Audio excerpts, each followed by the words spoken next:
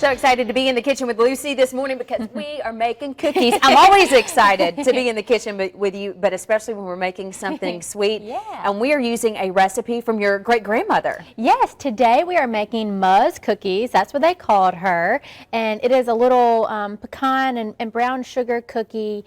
And it's kind of like a shortbread cookie, you know, that you roll up and put it in the freezer and then slice them. And gosh, now that we're already in December and holiday parties and people are doing cookie swaps and whatnot, I thought this would kind of be a fun one to share. It's super easy and comes together just in a snap. Yep, and we only have a few ingredients. And by the way, the dough is just as good as the cookie, in case you want to We'll sample the dough and the cookie, both equally as good. I thought we would kind of get started at the end of our process, so we can go ahead and get some baking. Okay. So I just have a cookie sheet, and the oven's on at 325, and we're going to do the dough, of course, but once we get it together, you roll it up in wax paper, like I mentioned, and then once it's frozen, you get it out and slice it. And my aunt is the one that really always makes them, and she does them super, super thin. I was about to say, that's a really thin cookie. Yeah, and see when you do the rolling, you know, you can try to get it as round as you can, which as you can see, I'm not very good at that. So they're more like squares. And you just do them, you know, you can do them a little thicker if you want, but she must have made them. I didn't know my great-grandmother, my dad's grandmother, but she must have always made them really thin because that's the way my aunt makes them. So you just go down and slice them, but I've made them a little thicker before, and since they're so small, they're not going to take hardly any time to bake.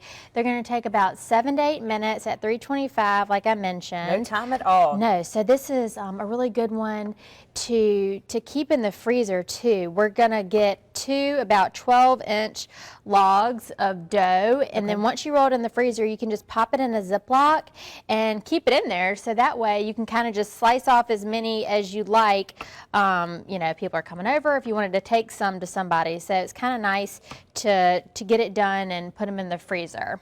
And you know, Lucy, so much going on. You mentioned the holiday season. You're actually going to have a few visitors that you may or may not be familiar with coming up this week. Yes, on Friday, Fox 10 team will be at probably our Cottage Hill store, like we do every year for our 10 carrying gifts. So we'll be there for the food drive, which, you know, of course, y'all's 10 carrying gifts. There's so many different components, and we're involved with the food portion, of course, with Volunteers of America. And every year we're there, and it's just incredible the amount of people that see the news, you know, see us talking about the food drive, and then come up there and either buy canned goods from us or bring them from their house. So it's a great day and just a great time to think about those in our community for sure. So yeah, that'll be on Friday, so that'll be a fun day. Yeah, so stop by and see us, say hello, and come by a Greer's. Of course, they have so much going on for the holidays right now, not only with their charity work, but some great prices too.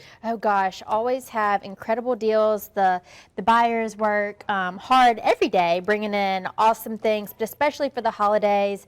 It's just a time when everyone's cooking, everyone's in the kitchen, and we have stuff that, you know, of course, goes on sale every Wednesday, along with just everyday low prices at all of our stores.